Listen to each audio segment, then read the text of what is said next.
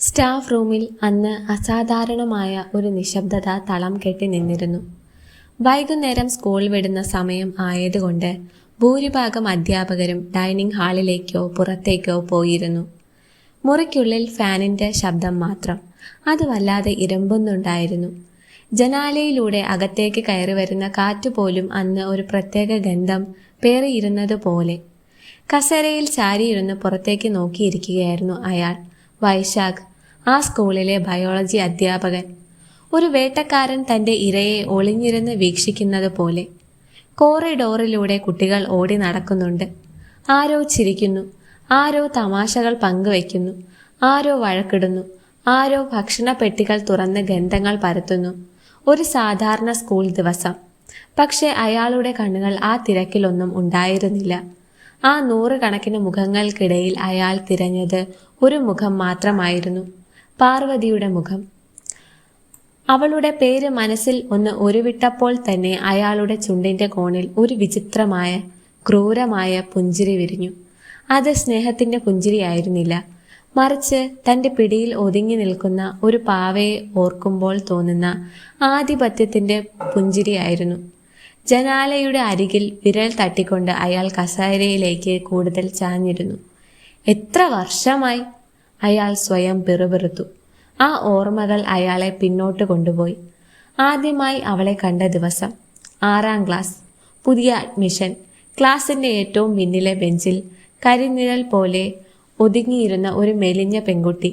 അധ്യാപകൻ വല്ലതും ചോദിച്ചാൽ മാത്രം നാവ് പൊങ്ങുന്നവൾ. മറുപടി പറഞ്ഞ ഉടനെ വീണ്ടും തലകുനിച്ച് ആരുടെയും ശ്രദ്ധയിൽപ്പെടാതെ അവൾ ഇരുന്നു. ആരുമായും അധികം സംസാരിക്കില്ല, ഒരു ഭിത്തിയിൽ മുട്ടി നിൽക്കുന്നത് പോലെ. ചില കുട്ടികൾ അങ്ങനെയാണ്, അവർ മുറിയിലുണ്ടെങ്കിലും ഇല്ലാത്തതുപോലെ. പക്ഷേ അയാൾക്ക് അത്തരം കുട്ടികളെ പെട്ടെന്ന് തിരിച്ചറിയാൻ കഴിയും. വർഷങ്ങളായി അയാൾ മനുഷ്യരുടെ മുഖങ്ങൾ വായിക്കുകയാണ്, കള്ളത്തരങ്ങളും ഭയവും ഒളിപ്പിച്ചു വെക്കുന്ന മുഖങ്ങൾ. പാർവതിയുടെ മുഖത്ത് അന്ന് എന്തോ ഉണ്ടായിരുന്നു. അത് സൗന്ദര്യമായിരുന്നില്ല, ബുദ്ധിയായിരുന്നില്ല, മറ്റെന്തോ ഒന്ന്. അത് ഭയമായിരുന്നു. ആ ചെറിയ കണ്ണുകളിൽ അന്നേ ഒരു ഇരുട്ട് പടർന്നിരുന്നു. വീട്ടിൽ നിന്ന് അവൾ പേറിപ്പോന്ന ഭയം, ജീവിതം അവളെ പഠിപ്പിച്ച ഭയം. മറ്റുള്ളവരെ വിശ്വസിക്കാൻ പാടില്ലെന്ന് ഉള്ളം കാലിൽ നിന്ന് തലമുടി വരെ അവൾക്ക് ആരെയും പറഞ്ഞു കൊടുത്തിട്ടുണ്ടാകണം. അന്നു മുതൽ അയാൾ അവളിൽ ഒരു സാധ്യത കണ്ടു തുടങ്ങി. വർഷങ്ങൾ കടന്നുപോയി. 6ാം ക്ലാസ് 7ആയി, 7 8ആയി, 8 9ആയി. അവൾ വളർന്നു. പക്ഷെ അവളുടെ ഭയം മാത്രം ഒട്ടും കുറഞ്ഞില്ല. ആരെങ്കിലും ശബ്ദമുയർത്തിയാൽ അവൾ വിറയ്ക്കും, ആരെങ്കിലും കുറ്റപ്പെടുത്തിയാൽ അവൾ തകരും. സ്വന്തം ഭാഗം ന്യായീകരിക്കാൻ പോലും നാവ് പൊങ്ങാത്ത ആ പെൺകുട്ടി അയാളെ വല്ലാതെ ആകർഷിച്ചു. ഇന്നത്തെ കുട്ടികൾ അങ്ങനെയല്ല. അവർ ചോദിക്കും, പ്രതികരിക്കും, പരാതിപ്പെടും. പക്ഷെ പാർവതി, അവൾ മിണ്ടാതിരിക്കും. വേദനിച്ചാലും മിണ്ടാതിരിക്കും, കരഞ്ഞാലും അത് ആരും അറിയാതെ ഒറ്റയ്ക്ക് ചെയ്യും. അത് അയാൾക്ക് നന്നായി അറിയാമായിരുന്നു. അതുകൊണ്ടാണ് അയാൾ ഇത്രയും ക്ഷമയോടെ കാത്തിരുന്നത്. ഒരു വേട്ടക്കാരൻ ഇരയെ ലക്ഷ്യം വയ്ക്കുമ്പോൾ വേണ്ടുന്ന എല്ലാ മര്യാദകളോടെയും ക്രൂരമായ കൃത്യതയോടെയും അയാൾ കാത്തിരുന്നു. അയാൾ പേന വിരലുകൾക്കിടയിൽ വെച്ച് കറക്കി. ലാബ് ക്ലാസ്സുകളിൽ മറ്റുള്ളവരെ നേരത്തെ വിട്ടയച്ച് അവളെ മാത്രം തടഞ്ഞു നിർത്തുന്ന നിമിഷങ്ങൾ അയാളുടെ മനസ്സിലേക്ക് വന്നു. പാർവതി, നീ റെക്കോർഡ് പൂർത്തിയാക്കിയിട്ട് പോ. ഈ ഡയഗ്രാം ശരിയല്ല, ഒന്നിവിടെ നിൽക്ക്. എത്ര ലാഘവത്തോടെയാണ് അയാൾ ആ വാക്കുകൾ പറഞ്ഞിരുന്നത്. മറ്റുള്ള കുട്ടികൾക്ക് അത് അധ്യാപകന്റെ താല്പര്യമായി തോന്നി. പക്ഷേ അയാൾക്കറിയാമായിരുന്നു, ആ ലാബ് മുറിയുടെ നിശബ്ദതയിൽ അവളുടെ പേടിച്ച കണ്ണുകൾ കാണുമ്പോൾ തനിക്ക് ലഭിക്കുന്ന ആ സംതൃപ്തി എന്താണെന്ന്. ആ വലിയ മുറിയിൽ ചുറ്റും ആരുമില്ലാതെ അവൾ വിറച്ചു നിൽക്കുമ്പോൾ അവളുടെ കൈകളുടെയും നോട്ടത്തിൻ്റെയും വഴികൾ അയാൾ അളക്കാറുണ്ട്. അവൾക്ക് അസ്വസ്ഥത ഉണ്ടെന്നത് അയാൾക്ക് മനസ്സിലാകും. പക്ഷെ അവൾ ഒരിക്കലും മിണ്ടില്ല. തകർന്നുകൊണ്ടിരിക്കുമ്പോഴും മൗനം പാലിക്കുന്നവൾ, അതാണ് പാർവതി. അവളുടെ വീട്ടുകാരെയും അയാൾക്ക് നന്നായി അറിയാമായിരുന്നു. PTA മീറ്റിങ്ങുകളിൽ പലതവണ കണ്ടിട്ടുണ്ട്. അവളുടെ അച്ഛൻ്റെ ദേഷ്യം, അമ്മയുടെ നിസ്സഹായത. അവിടെ ഒരു പെൺകുട്ടി തൻ്റെ വേദന പറഞ്ഞാൽ ആരും അത് വിശ്വസിക്കില്ലെന്ന് അയാൾക്ക് ഉറപ്പായിരുന്നു. അവർ ആദ്യം ചോദ്യം ചെയ്യുക അവളെയല്ലേ. നീ എന്തേ നേരത്തെ പറഞ്ഞില്ല എന്ന് ചോദിച്ച് അവളെയല്ലേ അവർ കുറ്റപ്പെടുത്തുക. അതായിരുന്നു അയാളുടെ ഏറ്റവും വലിയ ആയുധം. പക്ഷേ ഇന്ന് ക്ലാസ്സിൽ എന്തോ ഒരു വ്യത്യാസമുണ്ടായിരുന്നു. പാർവതിയുടെ കണ്ണുകളിൽ ഭയത്തിനോടൊപ്പം മറ്റെന്തോ ഒന്ന് മിന്നിമറയുന്നത് അയാൾ കണ്ടു. ഒരു ചോദ്യം, ഒരു തീരുമാനം. അല്ലെങ്കിൽ ആരോടെങ്കിലും എല്ലാം തുറന്നു പറയണമെന്ന ഉറച്ചൊരു തീരുമാനമോ? ആ മാറ്റം അയാളെ അലോസരപ്പെടുത്തി. ഇത്രയും കാലം തന്റെ നിയന്ത്രണത്തിൽ നിന്നിരുന്ന ഒരാൾ പെട്ടെന്ന് മാറാൻ തുടങ്ങിയാൽ അത് അപകടമാണ്. അയാൾ ഫോൺ എടുത്ത് സ്ക്രീൻ തെളിയിച്ചു. ഇന്നലെ അയച്ച മെസ്സേജുകൾ, അവൾ കണ്ട ഫോട്ടോ. ആ ഭയം ആളുടെ മുഖത്ത് പ്രതിഫലിക്കുന്നത് ഓർക്കുമ്പോൾ അയാളിൽ ഒരു ക്രൂരമായ ആനന്ദം നിറഞ്ഞു. പക്ഷെ ആ ചിരി പൂർണ്ണമാകുന്നതിന് മുൻപ് അയാളുടെ ഫോൺ വിറച്ചു. ഒരു പുതിയ നോട്ടിഫിക്കേഷൻ. അയാൾ സ്ക്രീനിലേക്ക് നോക്കി. ആ പേര് കണ്ട നിമിഷം അയാളുടെ നെഞ്ചിൽ ഒരു തണുപ്പ് പാഞ്ഞു. മുഖത്തെ ചിരി നിമിഷനേരം കൊണ്ട് മാഞ്ഞു. കണ്ണുകൾ ചുരുങ്ങി, വിരലുകൾ ഫോണിൽ മുറുകി. വർഷങ്ങൾക്ക് ശേഷം അയാൾ ചെറിയൊരു ഭയം തോന്നി. കാരണം ആ മെസ്സേജ് അയച്ച ആൾ ഒരിക്കലും ഇതിലേക്ക് വരും എന്ന് കരുതാത്ത ഒരാളായിരുന്നു.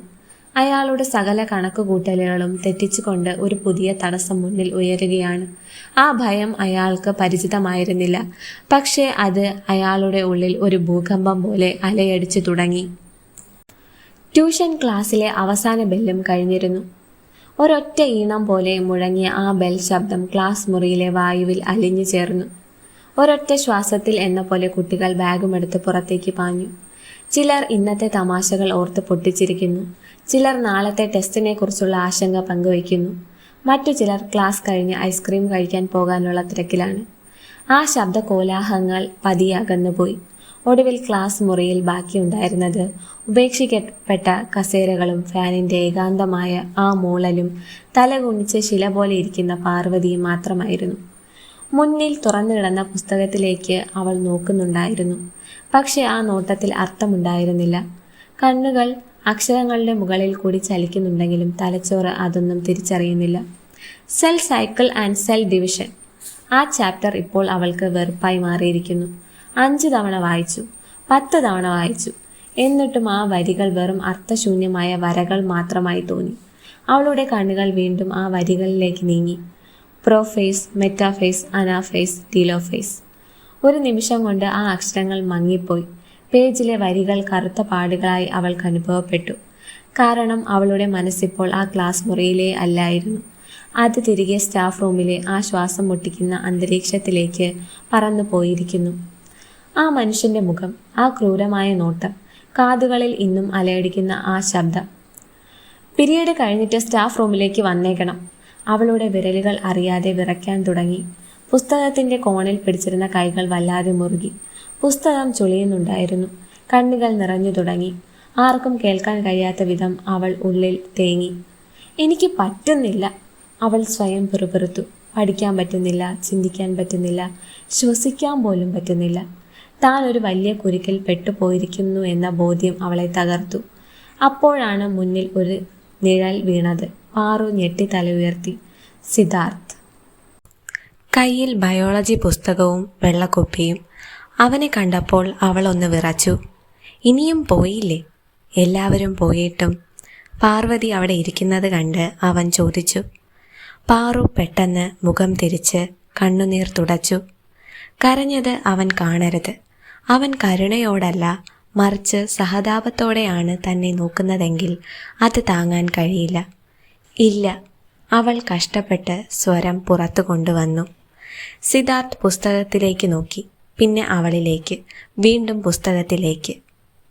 ഇത്ര നേരമായിട്ടും ഇതേ പേജിലാണോ? അവൻ ചിരിച്ചുകൊണ്ട് ചോദിച്ചു. പാറുവിന് മറുപടിയില്ലായിരുന്നു. അവളിലെ നിശബ്ദതയെ അവൻ ചോദ്യം ചെയ്തില്ല.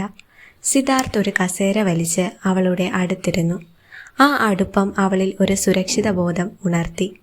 കാണിച്ചേ, അവൻ സൗമ്യമായി പറഞ്ഞു. അവൾ പുസ്തകം അവൻ്റെ മുന്നിലേക്ക് നീക്കി. മിയോസിസ്. അവൻ വായിച്ചു. അതാണോ പ്രശ്നം? അവൻ ചോദിച്ചതും പാറു തലയാട്ടി. എനിക്കൊന്നും മനസ്സിലാകുന്നില്ല, അവൾ പറഞ്ഞു. അവളുടെ വാക്കുകളിൽ നാളുകളായി അടക്കിവെച്ച നിരാശ നിറഞ്ഞു നിന്നിരുന്നു. സിദ്ധാർത്ഥ് കുറച്ചു നിമിഷം അവളെ നിരീക്ഷിച്ചു. അവളുടെ കണ്ണ് നനഞ്ഞതും വിറയ്ക്കുന്ന കൈകളും അവൻ കാണുന്നുണ്ടായിരുന്നു. അവൻ പുസ്തകം പതിയെ അടച്ചു. ശരി. പാറു അൻപരപ്പോടെ അവനെ നോക്കി. പുസ്തകം അടച്ചോ? അവൾ ചോദിച്ചു. ഈ പുസ്തകം നോക്കി പഠിച്ചാൽ നിനക്കൊന്നും മനസ്സിലാകില്ല. അവൻ ചിരിച്ചു. ഞാൻ വേറൊരു രീതിയിൽ പറഞ്ഞു തരാം. അവൻ ഒരു പേപ്പർ എടുത്ത് വട്ടം വരച്ചു. അതിൻ്റെ അരികിൽ മറ്റൊരു വട്ടം, പിന്നെ 4 ചെറിയ വട്ടങ്ങൾ. പാറു മിണ്ടാതെ നോക്കിയിരുന്നു. ഇപ്പോൾ നീ ഒരു സെല്ലാണെന്ന് വിചാരിക്ക്. ഞാനോ? അവൾ ആശ്ചര്യത്തോടെ ചോദിച്ചു. അതെ, അവൻ ചിരിച്ചു. ചിരിക്കേണ്ട, ഇത് സീരിയസ് ബയോളജിയാണ്. ആദ്യമായി പാറുവിൻ്റെ ചുണ്ടിൽ ഒരു ചെറിയ ചിരി വിരിഞ്ഞു. ദിവസങ്ങൾക്ക് ശേഷം അവൾ ചിരിക്കുകയായിരുന്നു. ഒരു സെൽ വളരുന്നു, പിന്നെ അത് രണ്ടായി വിഭജിക്കുന്നു, അത് വീണ്ടും വിഭജിക്കുന്നു. ഇതൊക്കെയാണ് സെൽ സൈക്കിൾ. അവൾ ശ്രദ്ധയോടെ കേൾക്കുകയായിരുന്നു. ഭയമല്ല, അതിലുപരി എന്തോ ഒന്ന് അവളുടെ മനസ്സിൽ മിന്നിമറയുന്നുണ്ടായിരുന്നു. സിദ്ധാർത്ഥ് അത് ശ്രദ്ധിച്ചു. നിനക്ക് ചോക്ലേറ്റ് ഇഷ്ടമാണോ? പെട്ടെന്ന് അവൻ ചോദിച്ചു. പാറു നെറ്റി ചുളിച്ചു. ഉണ്ട്. ഗുഡ്, അവൻ പറഞ്ഞു. ഇപ്പോൾ ഒരു വലിയ ഡയറി മിൽക്ക് ഉണ്ടെന്ന് കരുത്. അത് രണ്ടായി മുറിക്കുന്നു, പിന്നെ വീണ്ടും അത് രണ്ടായി. അപ്പോൾ ഓരോ കഷ്ണത്തിലും ആദ്യത്തെ ചോക്ലേറ്റിൻ്റെ പകുതി മാത്രമേ ഉണ്ടാകൂ. പാറു ആലോചിച്ചു. പെട്ടെന്ന് അവളുടെ കണ്ണുകൾ വലുതായി. ഓഹ്, സിദ്ധാർത്ഥ് ചിരിച്ചു. കിട്ടിയോ? അതായത് ക്രോമോസോം നമ്പർ 1/2 ആകും. എക്സാക്ട്ലി, അവൻ സന്തോഷത്തോടെ പറഞ്ഞു. പാറുവിൻ്റെ മുഖത്ത് പെട്ടെന്ന് വലിയൊരു തെളിച്ചം വന്നു. 5 ദിവസം മനസ്സിലാകാതെ കിടന്ന കാര്യം പെട്ടെന്ന് മനസ്സിലായി.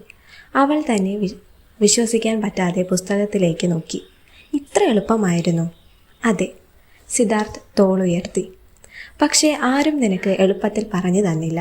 ആ വാക്ക് അവളുടെ ഉള്ളിൽ ആഴത്തിൽ പതിഞ്ഞു. അത് ബയോളജിയെക്കുറിച്ച് മാത്രമായിരുന്നില്ല, അവളുടെ ജീവിതത്തെക്കുറിച്ചും കൂടിയായിരുന്നു. ഇതുവരെ ആരും അവളെ മനസ്സിലാക്കാൻ ശ്രമിച്ചിട്ടില്ല, അവളുടെ വേഗത്തിൽ നടക്കാൻ ശ്രമിച്ചിട്ടില്ല. എല്ലാവരും അവളെ വലിച്ചിഴയ്ക്കുകയായിരുന്നു. പക്ഷേ ഈ ചെക്കൻ, അവൻ ഒരേ കാര്യം 3 തവണ 4 തവണ ദേഷ്യം കൂടാതെ കളിയാക്കാതെ അവൾക്ക് മനസ്സിലാകും വരെ പറഞ്ഞു കൊടുത്തു. ഇപ്പോൾ പറയേ. സിദ്ധാർത്ഥ് പുസ്തകം അടച്ചു. മിയോസിസ് എന്താണ്? പാറു ആദ്യം മടിച്ച്, പിന്നെ ആത്മവിശ്വാസത്തോടെ പറഞ്ഞു തുടങ്ങി. അവൾ പറഞ്ഞു തീരുന്നത് വരെ സിദ്ധാർത്ഥ് മിണ്ടാതെ കേട്ടിരുന്നു. അവസാനം പെർഫെക്റ്റ്, ആ ഒരൊറ്റ വാക്ക് കേട്ടപ്പോൾ പാറുവിൻ്റെ ഉള്ളിൽ എന്തോ ഉരുകിപ്പോയി. ഏറെ നാളുകൾക്ക് ശേഷം ആരോ ഒരാൾ അവളെ പ്രശംസിച്ചിരിക്കുന്നു. നിനക്കറിയാമോ പാർവതി? സിദ്ധാർത്ഥ് ജനാലയിലൂടെ പുറത്തേക്ക് നോക്കി. സൂര്യൻ അസ്തമിക്കാറായിരുന്നു.